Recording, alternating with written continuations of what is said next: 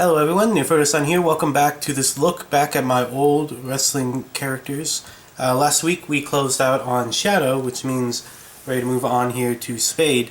Now, some of you may remember this character Diamond that I think we looked at in the first episode of this. And I mentioned at the time that I was pretty sure Diamond had a partner, and I think it was Spade. I don't think there was a full deck of cards theme. I don't think there was a club character or I can't even remember what the other suit is off the top. A Hearts character. I don't think there was a full foursome. It was just Diamond and Spade, and they were a couple. I remember Diamond's powers, but I don't remember Spade's. I could make guesses based on her name, but I really don't remember. When I remember thinking about the character, I mostly remember picturing her jumping around and doing acrobatics and stuff. So it's possible she didn't have a flashy superpower. She might have just been super athletic or something like that. I don't remember. But her and Diamond were a couple in a team. And that's about all I remember about her, unfortunately. I like her design here. I like the big hair she's got. Moving on, Sparks is another one of the teen superheroes, and he's part of the Teen Titans type group, and he had electric powers. That's basically it. He's got this Captain Marvel type T-shirt on, but he just had I think pretty limited electrical powers. I don't think he could summon a bolt of lightning or something, but I think it was closer to maybe Jubilee and the X-Men. Hers weren't specifically lightning, but I think they function similarly to that. And I don't remember if he had a character he was partnered up with. Maybe this is kind of retroactive thinking. Maybe he could have been paired up with Lightning Rod or one of those characters I didn't have a good plan for to maybe make something out of that. But I don't remember. I mostly remember that he was a member of that teen group, and the electrical powers I don't have to remember. That's pretty obvious. Also obvious is that Speedy. I guess that's why I crossed out Speedy on that Quicksilver character and didn't use that name for him. I decided to use it for this character. Speedy here, I don't remember a ton about, other than that I'm pretty sure he was supposed to be part of that larger group that I keep talking about that was going to have the rotating cast of characters, and every character I made for that group was a new character, with the exception of Shadow. That was the one that had Redman and Faye and some of the other characters, Green Panther, that you might remember me talking about if you've been watching this series. But he was just a speedster that was meant for that group. I don't recall a lot about his personal deal, if he had any kind of individual storyline or anything like that. But I remember he was part of that group. Spirit. Okay. So I remember liking Spirit a lot and wanting to use her at the time. When I talk about that teen superhero group, a lot of the characters I kept making analogies to members of the actual Teen Titans, because around the time I was making them was when I was into that show. And Spirit, if you couldn't tell by her cape, is sort of like a Raven. She doesn't have the goth thing going on. She's much more like a hippie approach to the character, but she played a similar role as the kind of the outsider character and more of a a spiritual person, no pun intended. But she I don't remember her powers. She might have had an astral projection thing. That sounds right. But basically she was another member of that teen group that Sparks that we just looked at.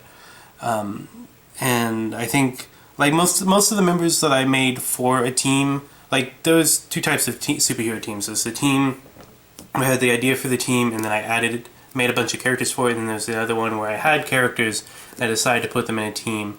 And in the former's case, the individual characters, the plan was to flesh them out as I wrote the stories once I got to writing them, which didn't happen. But if I was going to, like I had wanted, then a lot of these characters would have gotten more depth in the process of writing their stories, rather than having it all planned out ahead of time like the individual characters more did. Speaking of team characters, this is Star. He was a member of the Superheroes of America, which, if you recall, is a government-funded superhero group, and all the members of that group were kind of corporate sellout analogs of Marvel and DC characters. And I don't remember the reasoning for that. That was just the gimmick of the group. But star hero was Iron Man.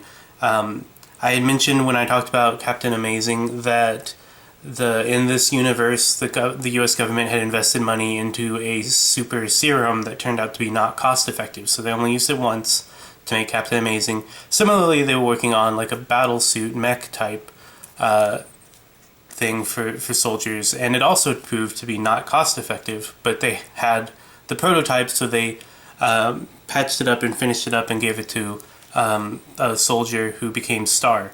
And he, again, functionally was not very different from Iron Man, but that was kind of the point for him. The Stranger is a character I really liked at the time.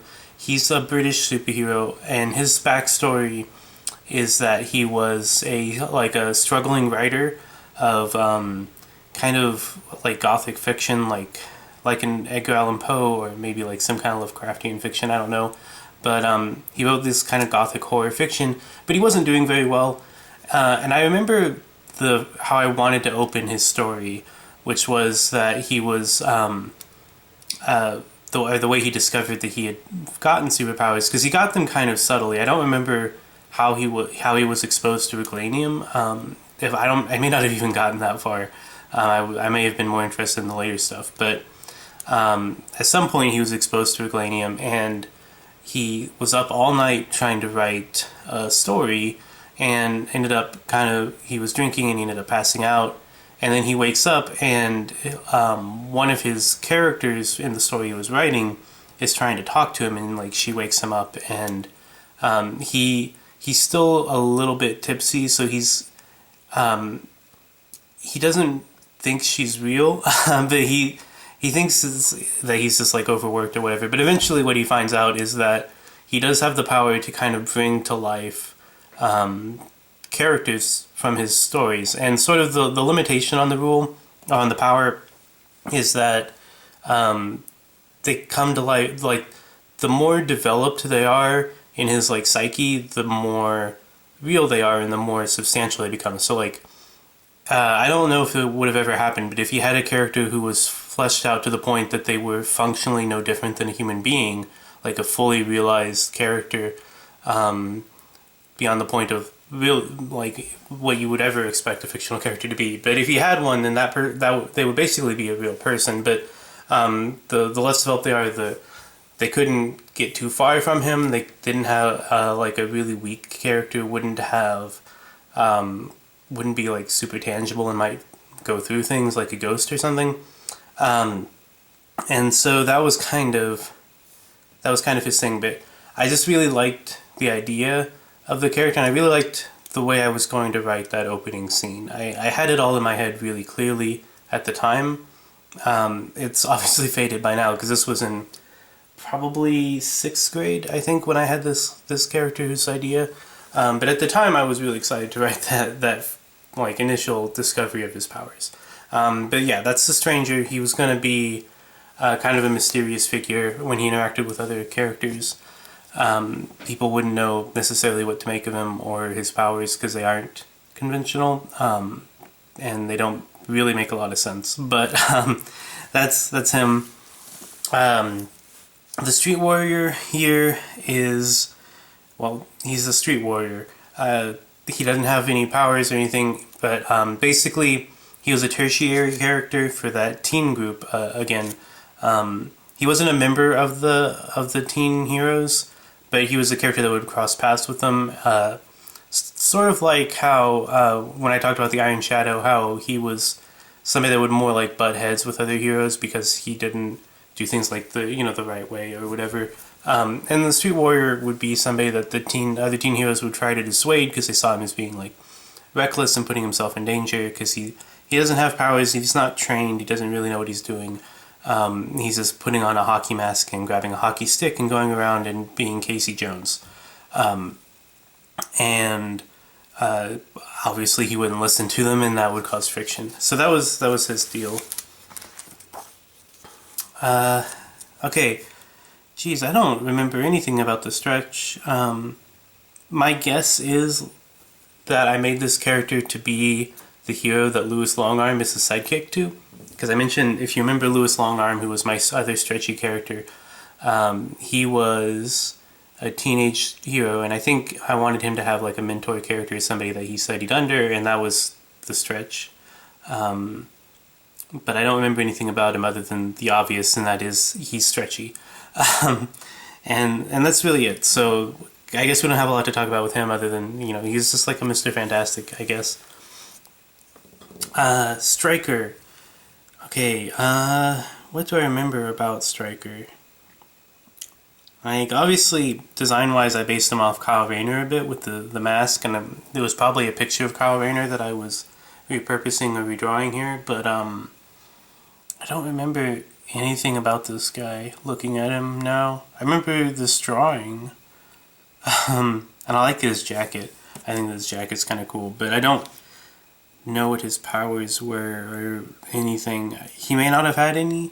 He may have been, like, the fact that I put him in a jacket tells me there's a good chance he was meant to be like another like urban character that just was like a street level superhero without any kind of flashy powers, or maybe even not having powers at all. I don't know. I wish I could remember more about him, but I just don't. Tremor here, I kind of remember. So Tremor was another Canadian superhero. I mentioned when we talked about Deadshot that he had a character that that had a relation to him, but I couldn't remember much about him. And this was him. Tremor had earthquake powers. He could create earthquakes in kind of a limited capacity, sort of like Kwame from the Captain Planet. But he was another Canadian hero. He might have been Deadshot's brother. I don't remember. They had some kind of relationship, and it wasn't good. I remember that they were supposed to have like a rivalry or something like that. Maybe they had no relation other than that they were rivals. And I think Tremor might have come into play. There was one point where I wanted to do like an elemental storyline where somehow 4 characters with elemental powers would get like a really big power boost, and would be like manipulated by like a fifth party. And it's possible he was the Earth person for that. I don't remember. A couple of the characters I do remember were supposed to be part of that, but I think that was kind of a loose concept for a story, and it may not have had a lot of thought put into it, but that's really all I remember about Tremor. Similarly, I don't remember a lot about Tsunami. Tsunami was not the water person for that story. I remember that. I know who was. She was a villain, I think, and we'll get to her eventually. But Tsunami had water powers. And I don't know, maybe... I don't know if it was a plan or not to pair him with Tremor, but it seems like, looking at them side by side here, it seems like it would have been a natural fit. So let's just retroactively say he was like a partner of Tremor's, and they worked together as a team, and Tremor was Deadshot's brother and didn't like him. This is all of that stuff I just made up right now because I don't remember a lot, so I'm just filling in gaps. Some of it may have some basis in reality because it doesn't sound wrong to me. But yeah, that was kind of it. Tsunami, I think I just wanted a water superhero. And that's kind of it. Ultiman. Okay, so Ultiman was he was Superman basically, but he was another member of the Superheroes of America, and you've probably, if you've been watching this show, you've heard me mention him a couple of times talking about other characters. Ultiman was the astronaut piloting the mission that discovered and brought back Viglanium to Earth. So if you don't recall, or if this is your first episode for whatever reason, Viglanium is the alien rock that is responsible for all the superpowers in this universe. And so Ultiman was an astronaut. He had the longest and most, the most pervasive exposure to Viglanium because he was the one that brought it back to Earth. And so that's also why he's basically the most powerful in like a physical sense. There are other characters that are arguably more powerful, but that's just because they have weird powers. But they kept him, and they studied him, and they studied the rocks he brought back, or goo, or I don't remember. I think Viglanium was like radioactive rocks, but and like those scientists were the Dr. Ray and Insect Man and Morph and those characters that I talked about that would later become their own superhero team. But once they were done studying him, they were already in the process of putting together the Superheroes of America, and they said, hey, join the superhero team. And so Ultraman's a real bully. I use the term bully to describe Captain Amazing, who's the leader of that group. But Ultraman he's just a jerk. I don't remember too much about him other than that he was just kind of a real asshole, and so he likes to push other people around, and he feels like the Superheroes of America should be the only superhero group, or that all superheroes should work for the government like he does, and so he's more of an antagonist than a hero, but I put him on the hero side as a technicality. Just like most of the Superheroes of America, because the whole group is kind of like that. But Captain Amazing's the leader, and Ultraman's the personality of the group. He was kind of the face of the group, even though Captain Amazing was the one leading it. But he, like the rest of the Superheroes of America, he wasn't going to have his own stories, and he was meant to resemble Superman in more than just like a surface way. Like he's definitely just like jerk Superman. Wallflower was another teen superhero who I think was a member of the teen group for a period, but I don't think she was going to be like a permanent member of that group. But she had plant powers, kind of like a poison ivy type, except without the like mind control and seduction stuff. But she could make plants grow exponentially well beyond what they normally would even be capable of, even given like a long time. But she could accelerate growth any kind of plants to create like vines and things like that. But Wallflower also describes her personality, of course. She was shy and quiet and cute, and I liked her. But that's really about it for her. White Dove. Trying to remember. I think when I made White Dove, it was because I just wanted more prominent female heroes that weren't like a member of a team or weren't somebody's girlfriend. I don't think I had a huge motivating reason to create her besides that. And like, I don't know, she can fly, and I don't know if she has any powers beyond that. But I don't remember a lot about it. I remember she was supposed to be one of like the big public superheroes, which also means she probably wasn't going to get too many stories focused on her. She was going to be more like a presence in that universe, kind of like the Superheroes of America, where they were everybody knew about them and they were one of the big mainstream heroes in universe. But the stories I wanted to write were going to be more about other characters who maybe weren't quite as in the spotlight as them. But I think that was the plan for her. She might have had some of her own stories. I don't know. I don't remember having any real big plans with her, though, beyond like having that kind of role as like the main like solo female superhero, which I think she was supposed to be. Like if kind of like how in the DC universe Wonder Woman is the main solo female superhero. I don't know if Marvel has somebody like that, like arguably like Captain Marvel or maybe She-Hulk or somebody, but just the like figurehead for female superheroes, and that's kind of it. Unfortunately, I didn't have more planned for her that I can recall. Wolfie will be the last one we look at this time. Wolfie was a French character. He was basically I